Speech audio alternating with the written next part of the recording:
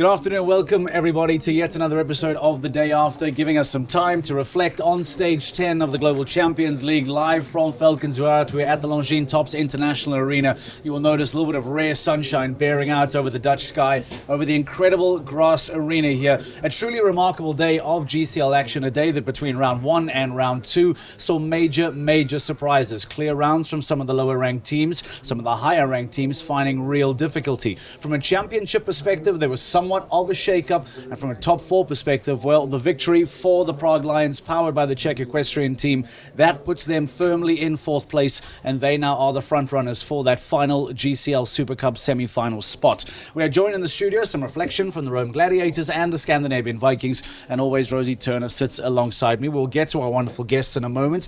Rosie, welcome to the show. When you talk about football, you say a game of two halves. That felt like a game of two halves yesterday, where GCL round 1 and GCL round 2 felt like two completely different days. Was that the right way to look at it? Yeah, definitely, and I think we saw that also at stage 9 in London as well. We had that exact same situation happen, but I really enjoyed watching some of the teams that haven't often jumping clear and kind of being outstanding. And as I said to you yesterday, particularly someone like Paris Panthers going in first, getting a double clear on 2 extraordinary horses, but people who may not have watched the show before may have thought, wow, well, they're obviously the best ones because look at them, they're so classy and brilliant. And I just love seeing kind of the underdogs almost coming out of the woodwork yesterday and really flying. And I think we only had 3 double clears, 3 clean sheets after the first round. It was Scandinavian Vikings, CanStars, and also Paris Panthers. Yeah. And then it all switched around again in round 2. But as ever, the competition always brings that out. And that's why when we chat to riders afterwards, they always say it's not done yet. You know, we might go double clear, we might be winning, but we've got a whole other competition to jump. Roy van Beek for the Rome Gladiators. Ladies first, so we'll get to you in a moment. Excuse me. Amanda Lundblad, thank you for joining us. You were one of the teams that produced one of these sensational double clears. Talk to us about the difference between round 1 and round 2, because I'm pretty sure there would have been different feedback from gear after round 1 versus round 2. How was the afternoon for you? No, it was very good, of course. I was only riding the second round then, but they were great in the first round, my teammates, with an 8-year-old and a 9-year-old only also. Yeah, so of course very happy with that already.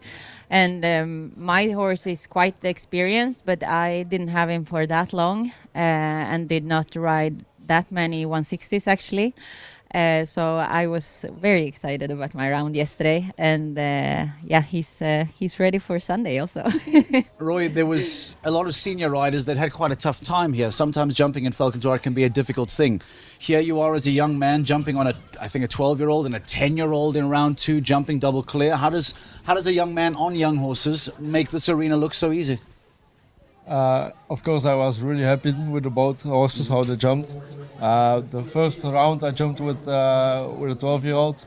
Was the first time I jumped him in the league. So I'm really happy that he starts with a clear round, and the horses feel great here on such a nice grass arena. The other one is amazing horse, Cavoiro. We started in Madrid.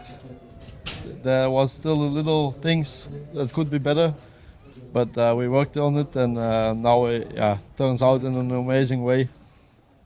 As you said, the grass arena is amazing here. Amanda, you were jumping in London for the first time for the team, so this is only your second time. How different is going from a sand arena to a massive grass arena like this in just a space of, I think it's been, a week, 10 days? Yeah, exactly.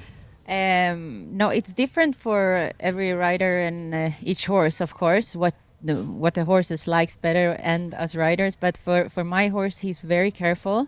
So for me, it suits me better here when I can use a little bit more of his canter. In London, the fences come a lot faster. Here we can canter a lot more between each fence. Give it a little more blood as well, right? On a giant glass ring like this, everyone likes to see that. Roy, what did you work on? You said now, starting in Madrid, you've worked on some things now. I'm interested to hear, what exactly have you been working on? What did you feel needed work? In Madrid, as we know, I had the first round one time fault. So I worked a little bit to get a bit quicker between the jumps, and that worked out good. And also the second round, I had a little slow start on number 1. yeah, we really worked on the time between the jumps, that it gets a bit quicker. And How, if for people that might not know or might not know technically, how do you work on that? How at home do you go about kind of making that canter better or getting quicker? the most important thing is, I think, the dressage work. Okay. And a few little jumps, and with quick turns and different distances. One stride less, one stride more, that they get a bit quicker in the canter by themselves.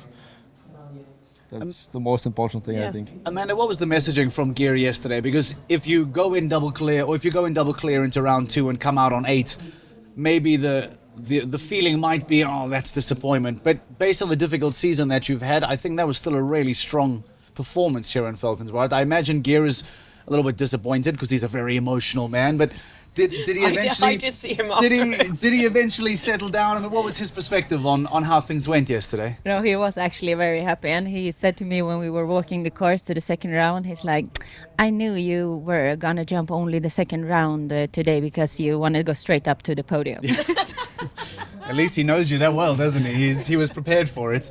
Was he happy with the outcome? I imagine there's, like I say, there's disappointment, but that's some pretty good championship points that you've been able to collect. Yeah, of course, very happy. But I mean, when you're that close to even better, then we are, of course, at the moment a little bit disappointed, but still, in the end, very happy with the result yesterday and how the horses were jumping. Yeah, I don't think you can't not be. I saw Gear afterwards, and he looked at me, and I said after the first round, I said, 8 and 9-year-old, well done. He went, oof, I know. And then after the second round, he was like, when I saw dropping those 2, I didn't know what to do.